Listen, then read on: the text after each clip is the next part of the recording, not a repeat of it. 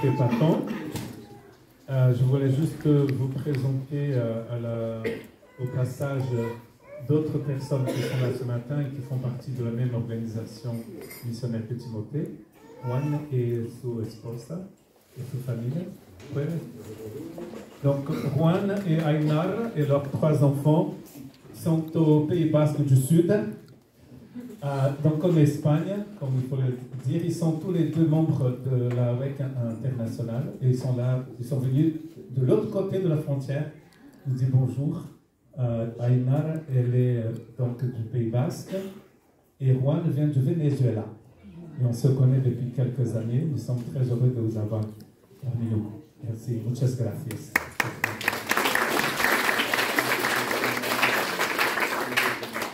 Et donc, juste pour vous donner un petit aperçu, donc en 1913, il y a un missionnaire britannique, anglais, de Cambridge, qui jouait du cricket, n'est-ce pas, à Cambridge, qui après avoir passé du temps en Chine et en Inde, il est allé au Congo.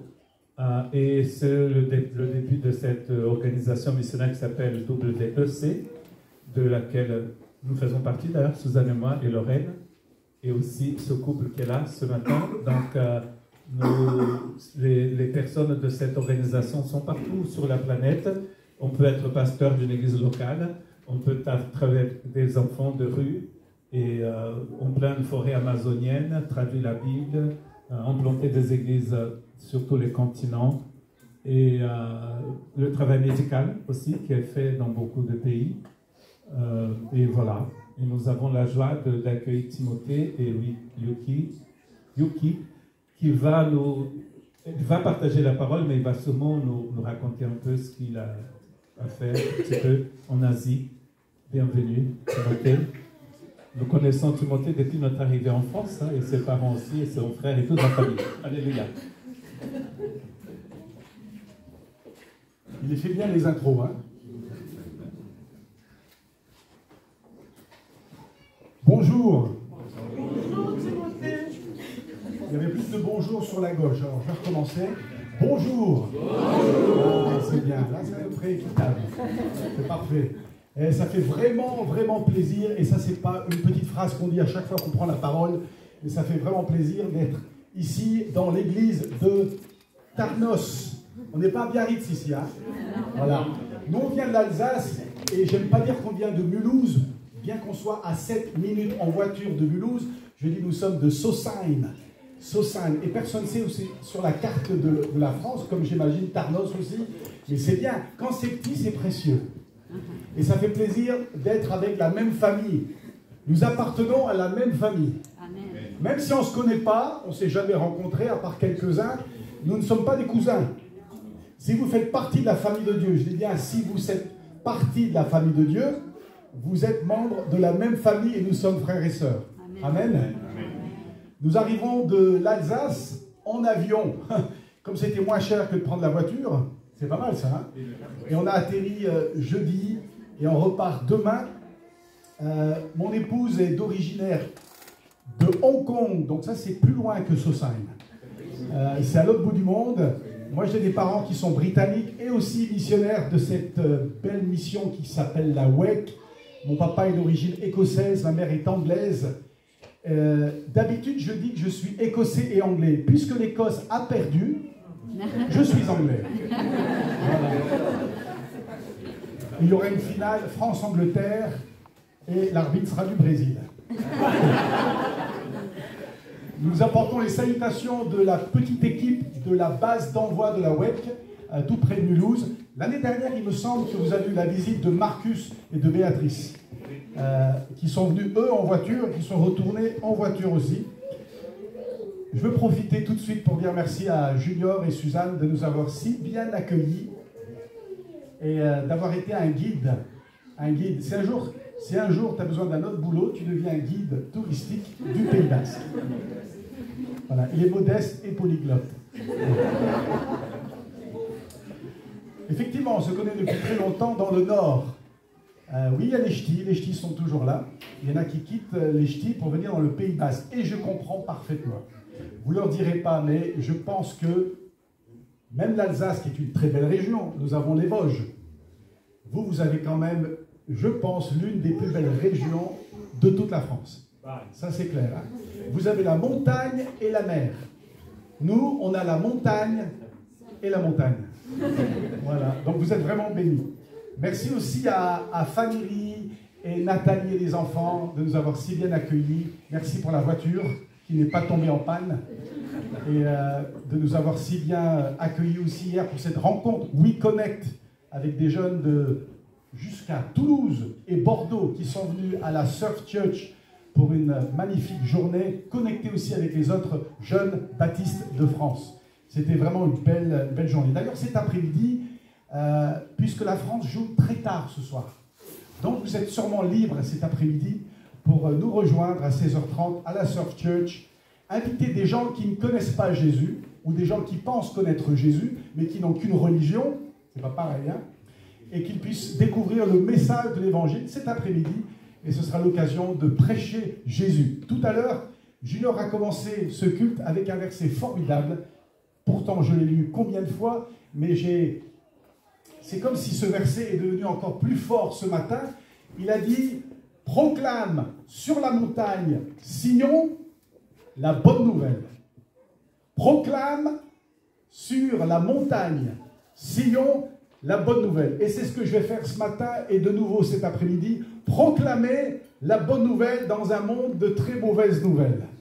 Et l'évangile restera toujours une bonne nouvelle. Il suffit de l'accepter aussi.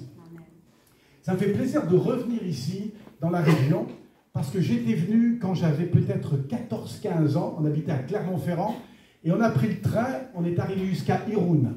Et mon papa, qui voulait sortir de la gare, c'est quoi la dernière ville? Hendaye. On était à Hendaye, le terminus du train Clermont-Ferrand-Hendaye. Et mon père voulait sortir de la gare de Hendaye. Et il trouve quelqu'un sur le quai de la gare, et il fait, on sort comment? On veut sortir. C'était un Espagnol, et il a compris que mon père cherchait la plage, et la playa. Et donc on a découvert la playa en sortant de la gare. Et on a passé quelques jours de vacances ici, à Biarritz, Hendaye, Anglet, et il pleuvait des cordes. J'ai ce souvenir un peu traumatisant. On avait une petite tente dans un camping à Biarritz. On repérait tout de suite les missionnaires de la WEC sur le camping de Biarritz. Puisque nous avions une petite tente qu'on nous a sûrement prêtée, évidemment, et il pleuvait. Et mon père avait rencontré, pendant notre petit séjour ici, donc c'était dans les années 80, un pasteur d'une église à Biarritz. Je ne sais plus qui c'était. Et ce pasteur a découvert que mon papa était aussi pasteur à Clermont-Ferrand. Alors il a dit, Monsieur Patton, nous aimerions tellement vous avoir avec nous au culte de Biarritz ce dimanche. Est-ce que vous aimeriez prêcher? Et mon père, qui est un évangéliste, vacances ou pas vacances, et il a dit, avec plaisir, je serai là avec mon épouse et mon garçon au culte de Biarritz. Il a tellement plu qu'on n'a pas pu rester jusqu'à dimanche, et on est parti le samedi. On n'avait pas les moyens de communiquer avec le pasteur, on est dans les années 80. Vous vous souvenez, les années 80? On envoyait des télégrammes dans les années 80. Et à mon avis, le pasteur de Biarritz, il attend toujours. Parce que M. Patton et son épouse et son fils ne sont jamais venus. Alors j'essaye de réparer un tort presque 40 ans plus tard. Et j'appellerai mon père demain, je dis, papa, c'est bon, j'ai prêché pour toi. Des années plus tard. Avant d'ouvrir la Bible, vous verrez sur la table, sur les tables à la sortie sur votre gauche, un petit livre. J'ai écrit ce livre il y a quelques années. Ça s'appelle « C'est toujours possible ». Ce livre, ce sont 5 prédications sous forme écrite pour vous encourager justement à ne pas laisser votre passé, vos échecs, vos craintes déterminer votre destinée et votre appel pour Dieu. Il y a trop de gens justement sur la plage. Je disais aux jeunes hier, c'est terrible hein, d'être avec sa planche de surf sur la plage quand tous les autres se font un plaisir dans les vagues. Malheureusement, dans l'église, il y a plus de monde sur la plage avec leur planche de surf, leurs dons et leurs talents, et très peu de monde dans les vagues. Ce livre est là pour nous dire que c'est toujours possible de servir Dieu avec ta planche à surf et de faire quelque chose de beau. Servir Dieu en mission, c'est bien. Moi, quand j'étais petit, le mot missionnaire, ça me mettait un peu mal à l'aise. Parce que les missionnaires, ils étaient déjà mal habillés. C'était toujours des secondes mains. Et puis quand ils venaient nous rendre visite de l'Afrique, ils avaient des sandales avec des grosses chaussettes roses, mauves, même les gars. Après je me dis, je sais pourquoi ils étaient célibataires. Ils avaient des chaussettes mauves avec des sandales. Ça ne me donnait pas trop envie d'être missionnaire.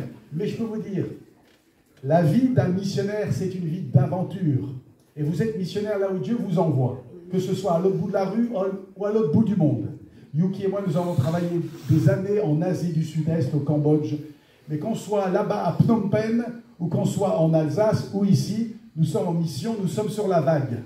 Je ne sais pas si vous avez remarqué, quand je suis venu, j'ai pris ma planche. Je suis sur une planche là maintenant. Et je vous invite, quel que soit votre don et votre talent. Alors, prenez votre planche et puis le livre est disponible à la sortie. Il est à 9 €.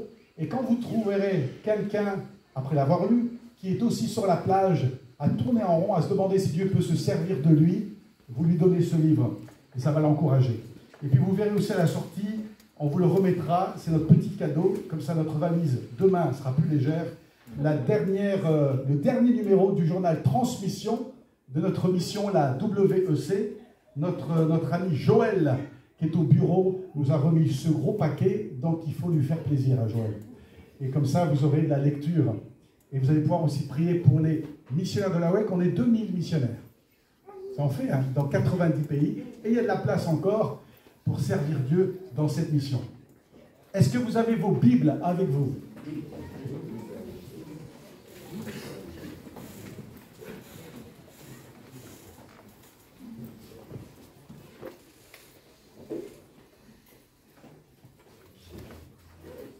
Est-ce que le micro est fort, suffisant? Laurence, tu entends bien? Oui. Oui. Je salue Laurence aussi, avec qui j'ai fait mon BAFA il y a 30 ans. En fait, c'est tout ça pour vous dire que j'ai le BAFA, en fait. Hein. Voilà. Au moins, j'ai un diplôme, puisque je n'ai pas le bac, j'ai le BAFA quand même. Je vous invite à lire un passage très facile à trouver et très facile à vous mémoriser la référence biblique, puisque c'est Jean 4,4. Ça vous va? Jean, l'évangile de Jean, qui est le 4e d'ailleurs évangile, 4e évangile, 4e chapitre, 4e verset. Et je salue aussi nos amis de la WEC qui sont de l'autre côté de la frontière. Lui, il est du Venezuela, elle est espagnole, c'est ça? Et on s'était vus au Canada en 2008, m'a-t-il rappelé tout à l'heure. Ça remonte, hein? Il était célibataire comme moi.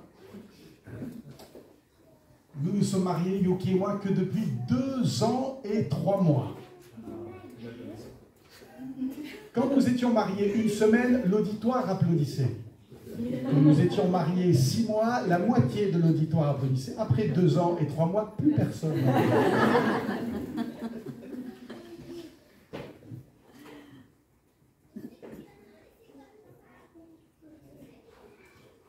On va lire ce passage et ensuite on va prier. On va demander à Dieu de bénir sa parole, mais surtout nos cœurs, pour que nos cœurs répondent à sa parole. L'évangile de Jean, chapitre 4, et je lis au verset 4. Il s'agit de Jésus. Alors il quitta la Judée et retourna en Galilée. Comme il devait traverser la Samarie, il arriva dans une ville de Samarie appelée Sichar, près du champ que Jacob avait donné à son fils Joseph. Là se trouvait le puits de Jacob. Jésus, fatigué du voyage, était assis au bord du puits. C'était environ midi. On est au verset 7. Une femme de Samarie, on ne sait pas son nom, vint puiser de l'eau. Jésus lui dit, « Donne-moi à boire. » En effet, ses disciples étaient allés à la ville pour acheter de quoi manger. La femme samaritaine lui dit, « Comment, toi qui es juif, tu me demandes à boire à moi qui suis une femme samaritaine ?» Les Juifs, en effet, n'ont pas de relation avec les Samaritains. Jésus lui répondit, « Si tu savais,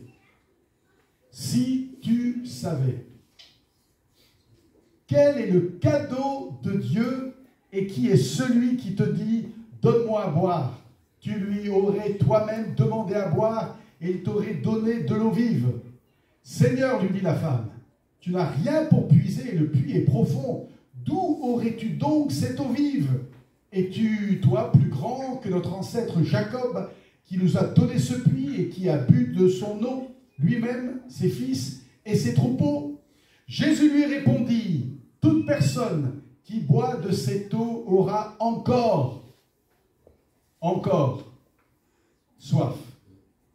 En revanche, celui ou celle qui boira de l'eau que je lui donnerai n'aura plus jamais, si je pouvais le dire 100 fois, je le dirais, mais il est déjà 11h29. Plus jamais soif.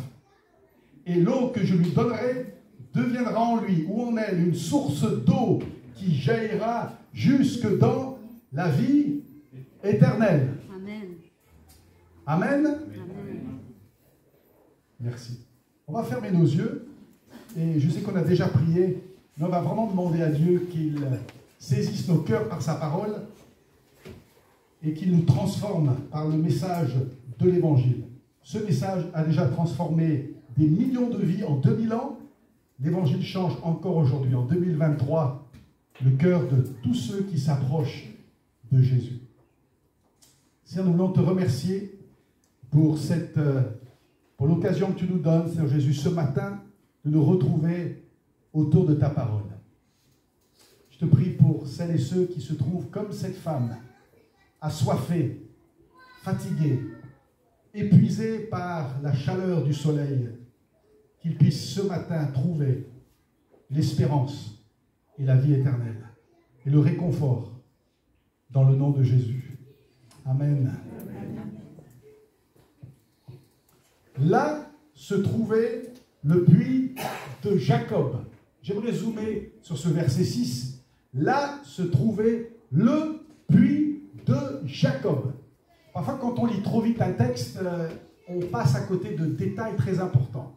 Le puits de Jacob. Quand j'ai lu cette histoire, j'ai dit, mais ce puits de Jacob, ce n'est pas n'importe quel puits. Le puits de Jacob. Je pense que les habitants de Sichar, ils devaient être fiers d'avoir dans leur commune le puits de Jacob. Est-ce qu'à l'entrée de la ville de Sichar, il y avait un panneau? Ici, tous les panneaux sont en 2 langues, même certains sont effacés. Il y avait peut-être un panneau Sichar, peut-être un deuxième panneau pour dire ici se trouve le puits de Jacob. Les gens venaient peut-être de très loin, les touristes, il y en a toujours eu des touristes religieux, avec leurs gourdes pour aller mettre de l'eau. Moi, j'ai chez moi de l'eau de Cana, que j'ai acheté à Cana l'année dernière. L'eau que Jésus a transformée en vin. J'attends toujours sur l'étagère de ma chambre que la couleur change. Mais les gens avaient peut-être de l'eau. Pourquoi l'eau bénite? Il y a de l'eau bénite, même en France. Les gens peut-être prenaient de l'eau du puits de Jacob et disaient « Ah ah, nous avons été faire un pèlerinage au puits même où Jacob a nourri ses troupeaux. » C'est Jacob lui-même qui a donné ce puits, on l'a lu tout à l'heure, et qui a bu de son eau, lui, ses fils et ses troupeaux. Le puits de Jacob. Quand j'ai pensé au puits de Jacob, je me suis arrêté quelques instants, j'ai dit, le puits de Jacob, ça me fait penser en fait à l'Ancien Testament, l'Ancienne Alliance, la loi juive, la religion de Jacob, mais de Moïse avant lui. Ce puits représente la religion. Et je me suis dit, il y en a combien encore aujourd'hui qui viennent puiser au puits de la religion, aussi belle soit-elle, parce que si vous faites partie d'une religion, elle est bien sûr meilleure que celle des autres, et vous venez puiser avec votre seau dans le puits de la religion, et pourtant, vous êtes encore insatisfait. Et vous venez dimanche après dimanche, jour, puiser dans des rites, des traditions qui ne sont pas mauvaises en soi, mais qui ne peuvent jamais sauver. Les traditions, c'est très bien. Et l'Alsace, comme le Pays Basque, honore les traditions, leurs racines, leur patrimoine. Et parfois, on s'accroche à un puits en pensant qu'il va nous sauver. Le puits de la religion, des traditions, comme les traditions juives du temps de cette Samaritaine, ne pourront jamais satisfaire notre cœur. Jamais. Sans quoi, Jésus a perdu son temps à mourir sur la croix. Si le puits de la religion peut vraiment satisfaire notre âme. J'aime ce verset dans Galates. Personne, ça fait mal, il y a des versets qui font mal. En voici un. Personne ne sera considéré comme juste sur les bases des œuvres de la loi. Toutes tes œuvres, aussi belles soient-elles, ne pourront jamais te justifier. Jamais. Certains s'en rendent compte au cours de leur vie. Tiens, toutes mes œuvres, tout ce que j'ai fait de bon ne pourra jamais me satisfaire. Paul aurait pu dire aux Galates, personne ne sera désaltéré en puisant dans le puits de la loi. Personne. C'est pour ça qu'on y revient. Parce qu'on n'est toujours pas satisfait, désaltéré. Il est dit au verset 7, une femme de Samarie vint au puits pour puiser de l'eau. Alors, on le verra plus tard, si on avait le temps, on lirait la suite du texte. Mais cette femme, elle n'a pas très bonne réputation à Sichar. Les gens au marché de Sichar, j'imagine qu'ils disent, tu la vois là-bas? Eh oui, c'est elle. Eh oui, elle a bien commencé, hein. Mais ça s'est un peu gâté au fil des années. Pourquoi elle vient à midi, en plein soleil, chercher de l'eau au puits de Jacob? Quand il n'y a personne. Quand il n'y a personne. Je ne sais pas. Et c'est très possible qu'un jour, elle était là quand il y avait du monde. Quand il y avait d'autres femmes autour de ce puits. Le matin peut-être, ou en fin de journée. Et elle est là, et peut-être qu'elle s'est rendue compte que tout le monde lui tournait le dos. Personne ne lui parle. Et elle se rend compte qu'on parle d'elle et de sa mauvaise vie. Il y en a peut-être certains qui ont dit, certaines de ces femmes qui étaient là, qui ont dit, on ne les compte plus. Hein. Au début, bon, on était tous au mariage. Hein. C'était joli, hein, avec danse samaritaine, avec folklore local. Ah, on était là, on a même donné un peu d'argent à cette femme, parce qu'on s'est dit, elle a finalement trouvé l'homme de sa vie. Mais bon, après le deuxième mariage, il y avait un peu moins de monde. Hein. On a trouvé des excuses pour ne pas venir. Et puis alors, au cinquième, il n'y avait plus personne. Hein. Et puis là, il paraît qu'elle en a un sixième. Je crois qu'elle a compris que les mariages, ça n'a pas l'air de produire beaucoup de fruits. Alors, elle veut tellement vivre avec quelqu'un qu'elle a trouvé quelqu'un, cohabitation, union libre. C'est plus sympa et ça coûte moins cher.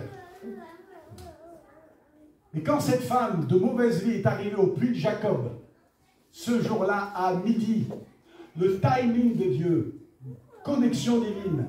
Et moi, je crois que vous et moi, nous sommes connectés ici au bon endroit et que c'est un rendez-vous de Dieu. Vous n'êtes pas ici par hasard. Vous êtes dans cette église aujourd'hui parce que Jésus est au bord du puits.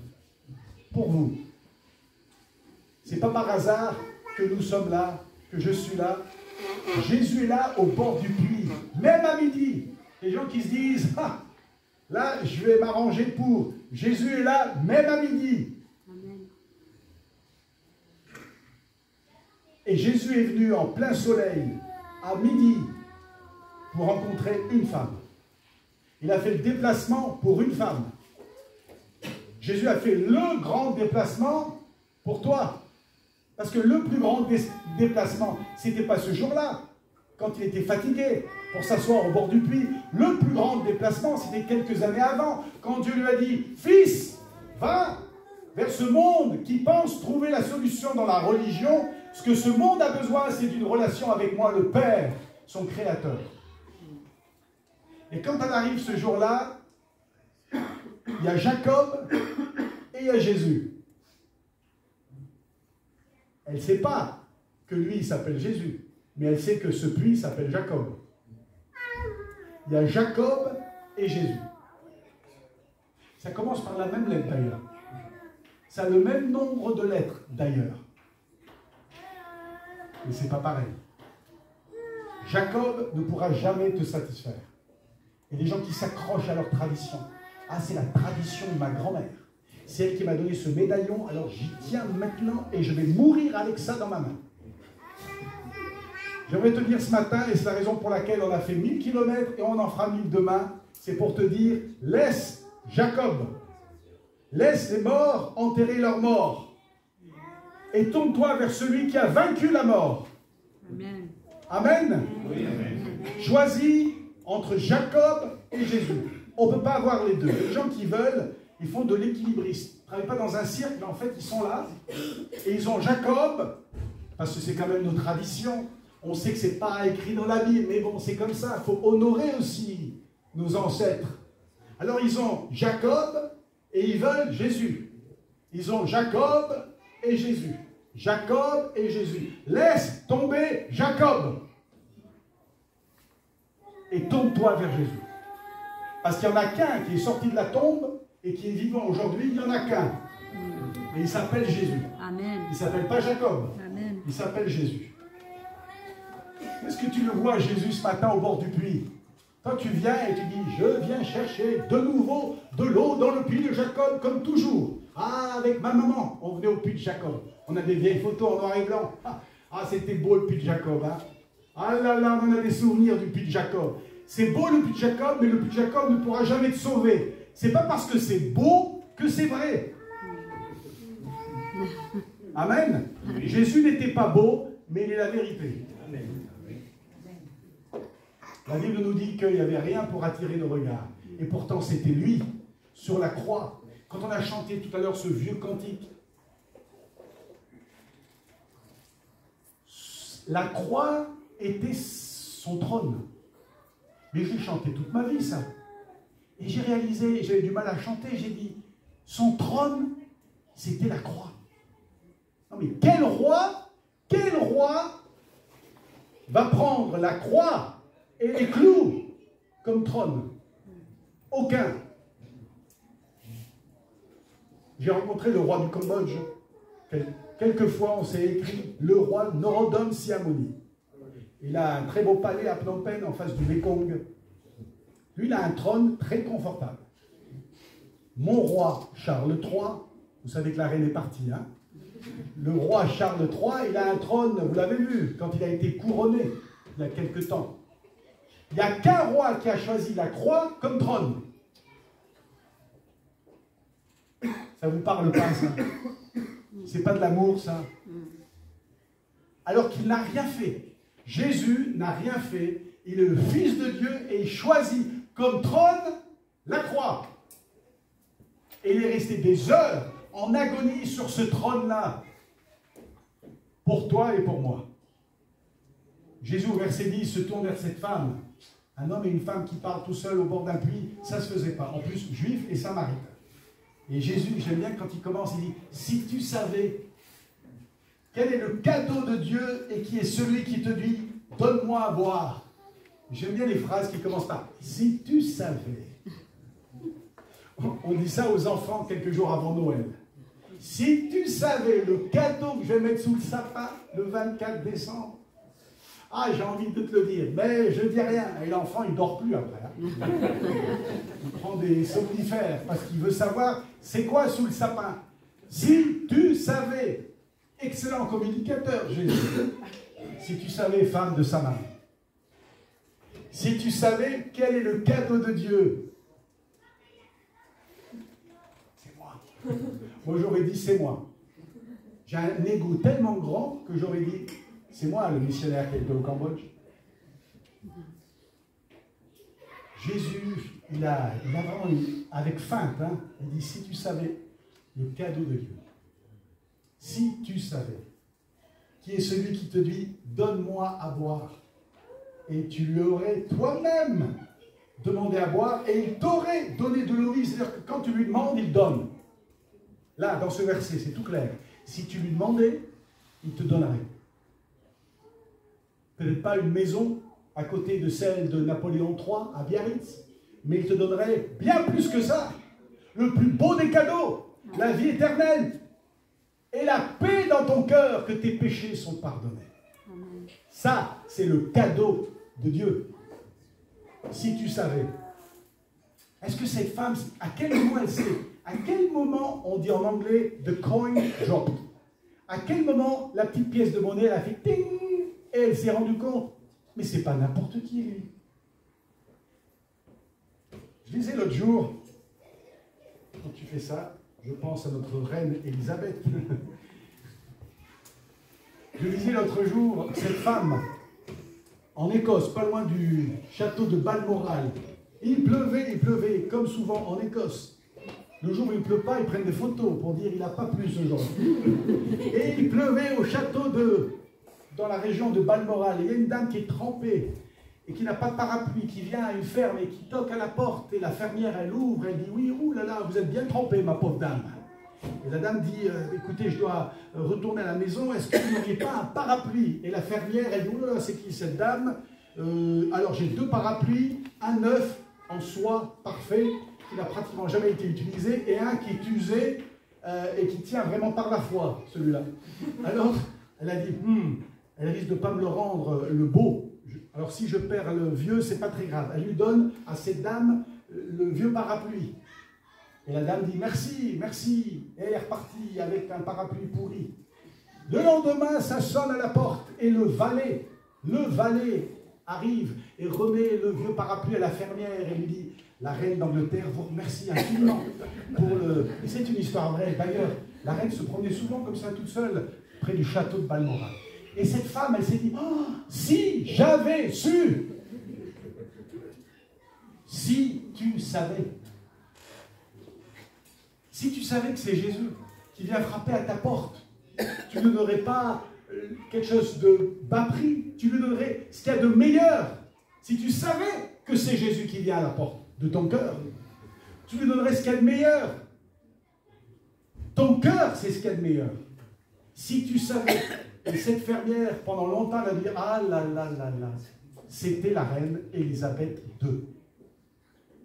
Heureusement que la Samaritaine, à un moment, elle a compris que cet homme au bord du puits, c'est pas n'importe qui. C'est Jésus. Si tu savais, et j'aimerais te dire ce matin, si seulement tu savais qui est Jésus, si tu savais le cadeau que Dieu te fait. J'ai une pub ici que j'ai découpée dans un magazine, je ne sais pas si vous l'avez vu il y a longtemps, c'est pour un scooter, la scooter Bali, sans faire de pub pour la marque Civic et scooter Bali. J'aime la pub qui dit « Et si vous profitiez de la plus belle offre du monde ?» Alors j'ai relu cette phrase, j'ai dit, mais quel culot! Un scooter. Un scooter. Et si vous profitiez de la plus belle offre du monde? C'est-à-dire que c'est pas grave tout l'or du monde et le pétrole, c'est un scooter Civic qu'il vous faut. Et je dis, mais c'est n'importe quoi! Moi j'aimerais vous dire, parce que c'est vrai, et si vous profitiez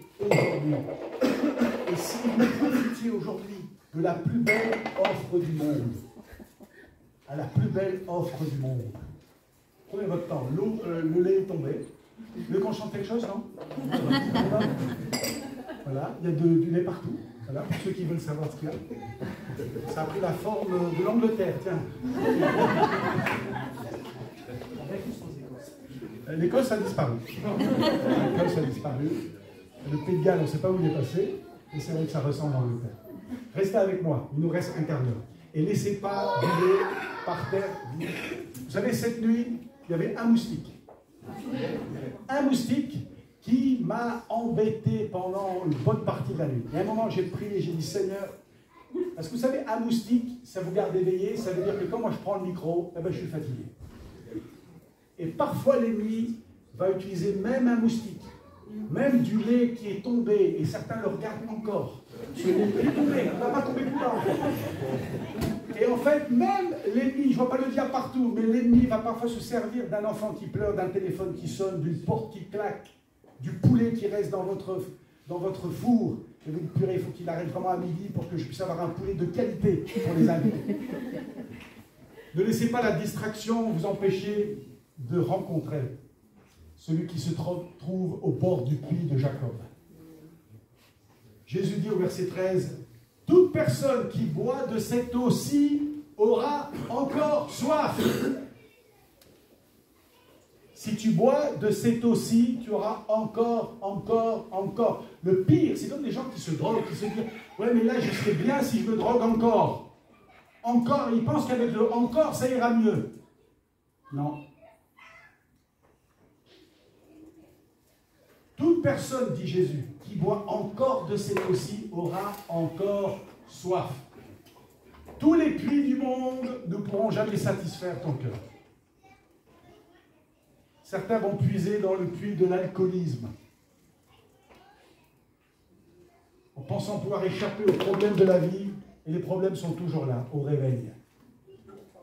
Certains vont puiser dans les religions orientales. Ça, c'est très à la mode en France. Quand on a vécu en Orient, j'ai vécu 20 ans en Asie du Sud-Est, j'ai vu les ravages.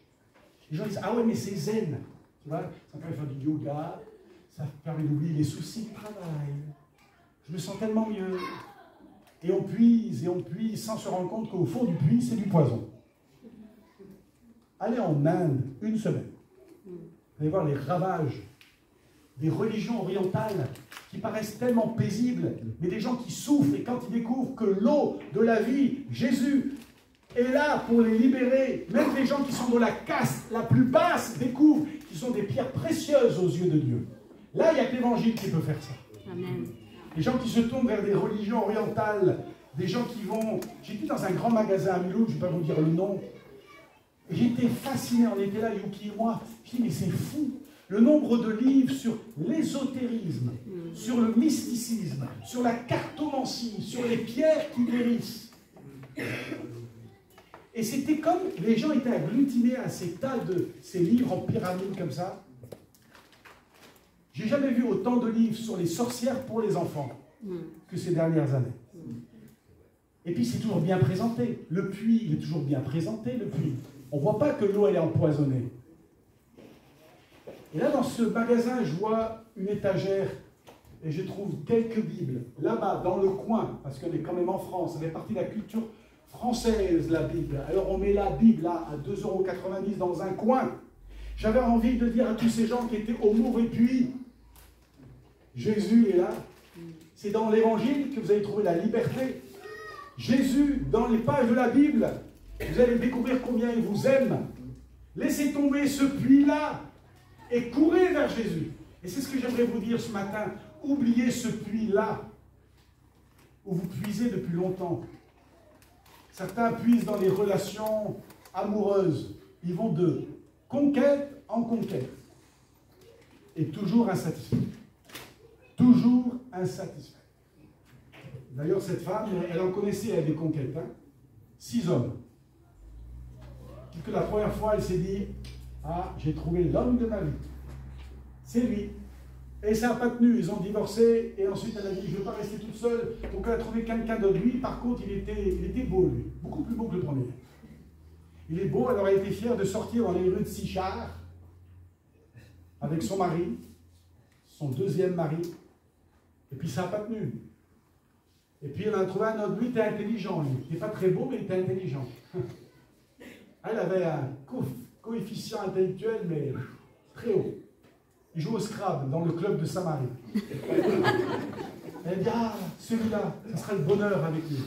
Ça n'a pas tenu. Et un quatrième, lui il était riche. Elle avait un compte en banque à la caisse d'épargne de Sichar, il était plein à craquer. Elle avait de l'argent, elle dit, ah, je ne vais pas mourir pauvre avec lui. Et ils se sont séparés. Et puis un autre, ah, lui il est honnête, lui par contre. Il n'est pas riche, il n'est pas beau, mais il est honnête. Il dit toujours la vérité. Elle en a connu 5. Et Jésus le savait, ça. Jésus, il sait tout, et il n'a pas pointé le doigt pour écraser cette femme. Jésus sait tout de ta vie, et pourtant il t'aime. Jésus aurait pu dire, oh là là, c'est la femme qui a un 6e homme, qui n'est d'ailleurs pas son mari. Je m'en vais retrouver les disciples qui ont fait des provisions. Je vais les retrouver, et je vais laisser cette femme toute seule. Je ne veux pas traîner avec elle. Jésus aime traîner avec les pécheurs. C'est sa spécialité.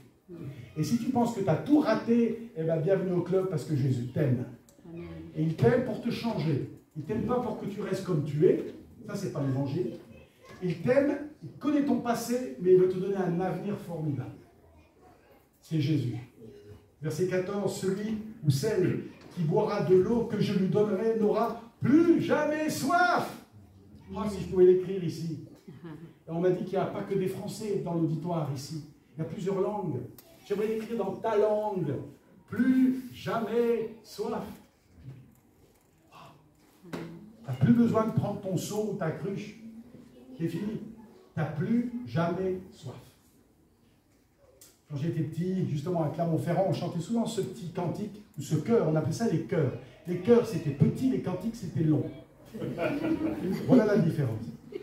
Jésus satisfait mon cœur, Jésus satisfait mon cœur, je suis de jour en jour gardé par son amour, Jésus satisfait mon cœur. On va chanter ensemble.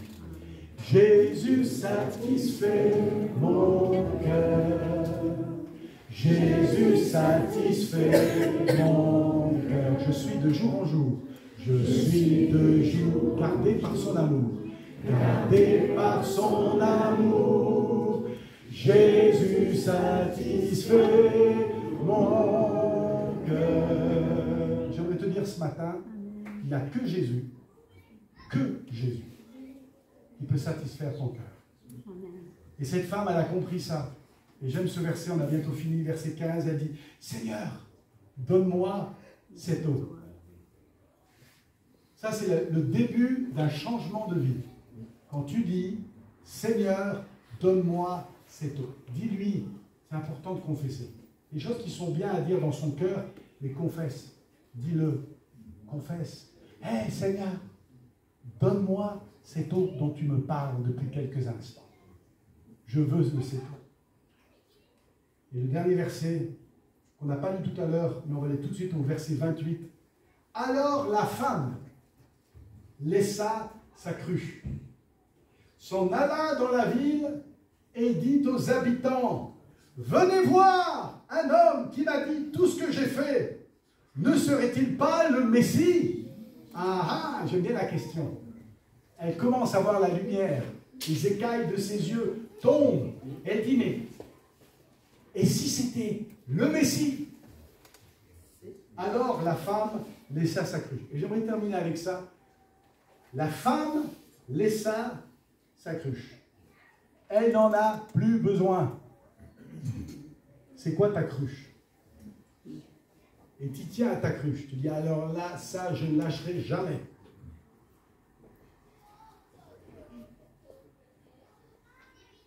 C'est Jésus ou c'est la cruche? C'est Jésus ou la cruche. Il y a des gens qui veulent la cruche et Jésus. Elle laissa sa cruche. Quelle image!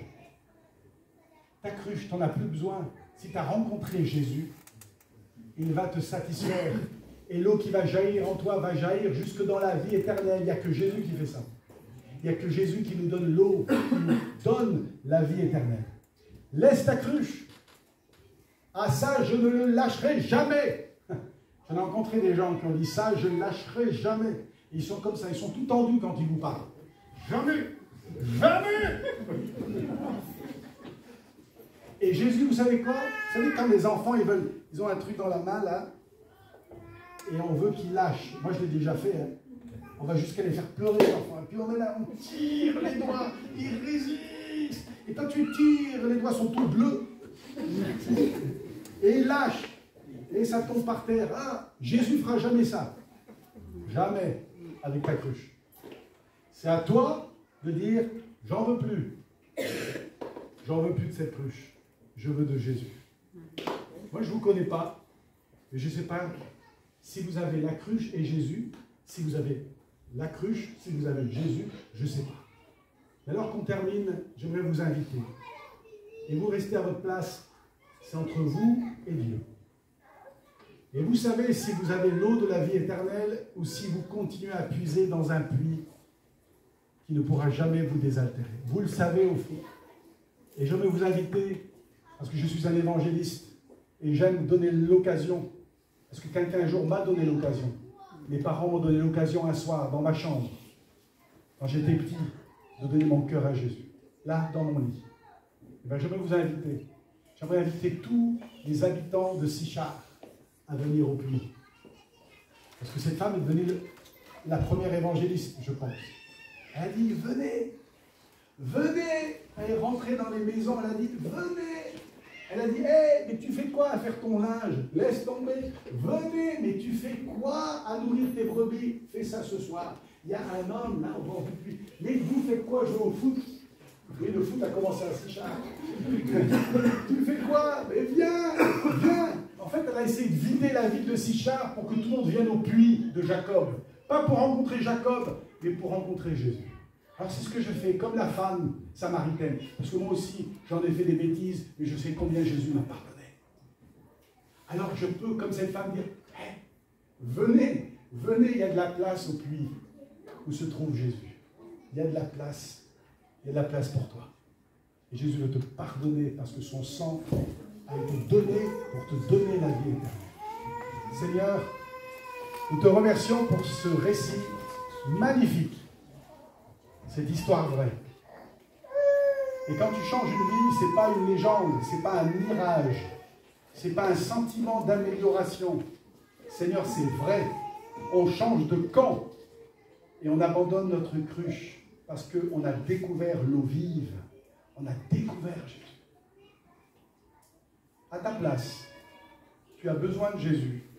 Avec tes mots, tu peux lui dire maintenant. On n'est pas pressé. Il nous reste 2 minutes, mais alors là, c'est les 2 minutes qui peuvent changer ta vie. Et pendant 2 minutes, à ta place, avec tes mots, tu dis, Seigneur, pardon pour ton passé, et je me tourne vers toi. Je te reçois dans mon cœur. Tu le dis. Merci, Seigneur. Merci, Jésus. Celui qui me confesse devant les hommes, dit Jésus, je le confesserai devant Dieu et les anges dans le ciel.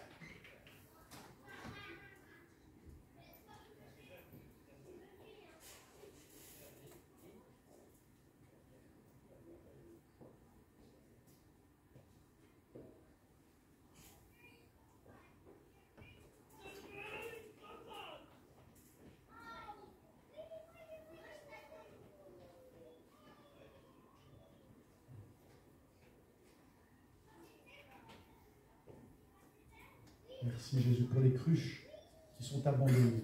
Tu peux même la casser ta cruche, comme ça tu ne reviens plus à ta cruche. Tu la brises en 1000 morceaux. Et tu deviens un évangéliste pour Jésus, comme cette femme de Sichar. Alléluia. Merci Jésus. La plus belle chose que vous puissiez faire alors que nos yeux sont fermés, c'est de trouver le pasteur, un ancien, à la fin du culte, et lui dire, tu sais ce que j'ai fait tout à l'heure, à 11h58. J'ai abandonné ma cruche et j'ai choisi Jésus. J'ai choisi Jésus. Et je veux que tu le saches. Et quelqu'un priera pour vous. On n'est pas pressé. Nous, on est là, même si on rate tous les matchs de rugby, votre salut est plus important que toutes les victoires des Coupes du Monde. Oui. Alléluia. Et on est là, disponible à prier avec vous. J'aimerais terminer avec ce petit cœur. Justement, cœur, c'est très court, et c'est le cœur le plus court de l'histoire des cœurs. C'est celui que mon papa m'a appris quand j'étais petit. Je le vois encore rentrer dans la chambre. Il a 86 ans, mon papa, et il prêche encore l'évangile à Roubaix, dans le Nord. Il n'a pas perdu son feu pour ceux qui ne connaissent pas Jésus. Je vois mon papa qui rentre dans ma chambre, il s'assoit au bout du lit, et il chante avec moi. Et ce chant est tellement court, mais tellement beau. Il me l'a appris en anglais, on va chanter en anglais, vous allez voir, c'est tellement facile, et on va chanter en français. Et j'aimerais que ce chant puisse sceller, comme un tampon, sceller la décision que vous avez prise il y a quelques minutes. Vous dites oui à Jésus. I say yes, yes, yes. I say yes, yes, yes. I say yes, Lord. I say yes, Lord. I say yes, yes, yes. Je dis oui, Seigneur. Je dis oui, oui, oui.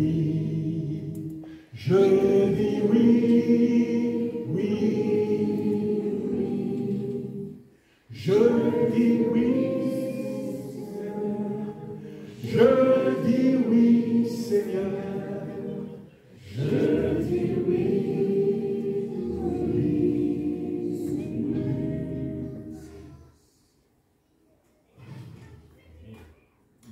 Seigneur, merci pour le jour où tu m'as pris comme j'étais. Merci pour le jour où où tu m'as pris par la main et tu m'as donné de l'eau vive. Merci pour cette eau qui ne cesse de couler dans mon cœur. Seigneur, merci pour celles et ceux ce matin qui ont compris que leur puits ne pourra jamais les satisfaire. Seigneur, donne-nous de t'aimer à nouveau, comme la première fois. J'aimerais vous dire ce matin, oui, vous avez rencontré Jésus il y a 15 ans, il y a 30 ans. Jésus est toujours là pour passer du temps avec vous. Il est là. Il est là avec une cruche remplie d'eau, de l'eau pure et limpide. Et il vous attend.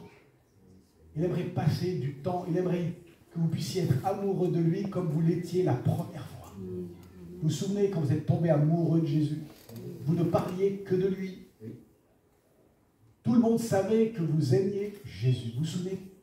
Le jour où vous êtes levé, peut-être dans une campagne de milligrammes, ou chez vous après une émission radio, ou peut-être avec un ami chrétien, là sur la terrasse d'un café. Vous vous souvenez le jour où vous avez franchi la ligne d'arrivée et vous avez compris, c'était Jésus qu'il me fallait. Vous vous souvenez de ce jour?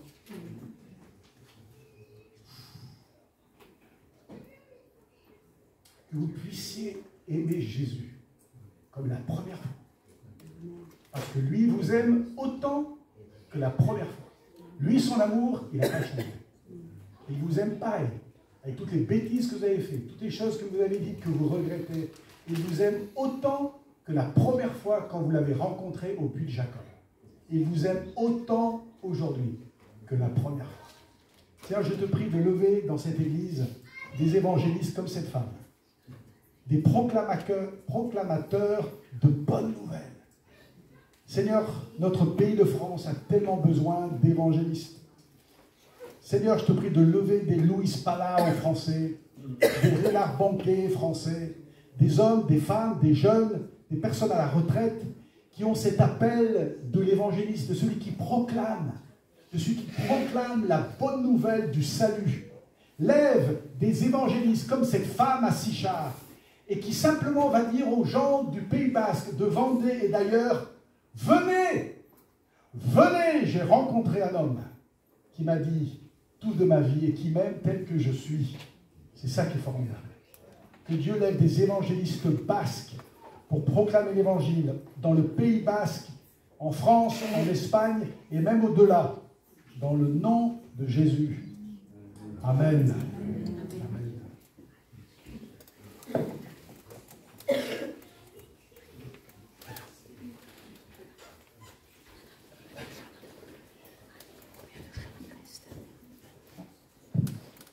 Je n'ai pas demandé à Tim, mais je suis sûr qu'il serait disponible tout à l'heure pour prier avec vous, n'est-ce pas, avec Yoki, à la fin du culte, ici, ou plutôt là, si vous voulez recevoir la prière. Je serai vous allez pouvoir faire cela. Laurence? Donc hier, il a eu lieu partout en France. Donc avant, il faisait cela, il faisait une rencontre à Poitiers, souvent pour toute la France, mais ils ont décidé cette fois de le faire dans plusieurs régions. Et dans notre région, c'était organisé par nous, et c'était à Osgore. Et Laurence va vous montrer une petite vidéo. Si on pourrait peut-être venir juste cette lumière-là, ou pas, c'est pas possible. Ah, ça fait peut-être Lilou et Eden, si vous avez envie de dire un mot sur la journée d'hier.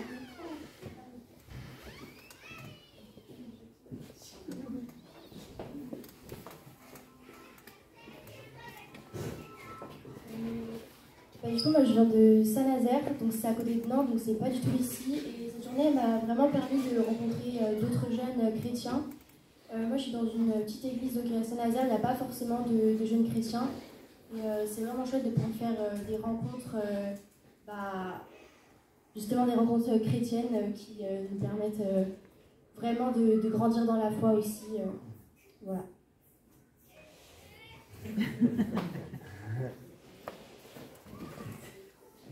Merci. Bienvenue au Pays Basque dans les Landes. Là, on est dans les Landes, mais bienvenue.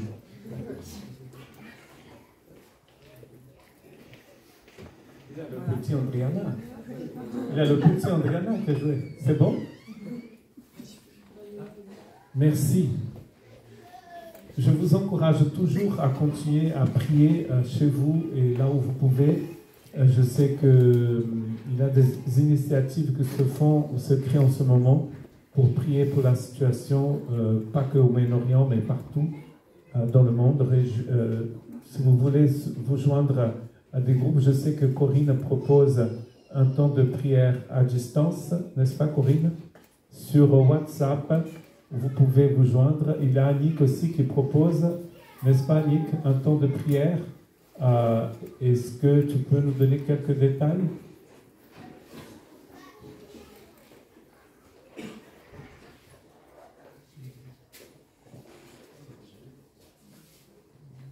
Bon, bonjour à tous. J'ai eu un fardeau cette semaine. Une nuit, c'était très très fort et pour prier par rapport à la situation en Israël, c'est un mandat que l'Église a de prier pour ce pays en tant que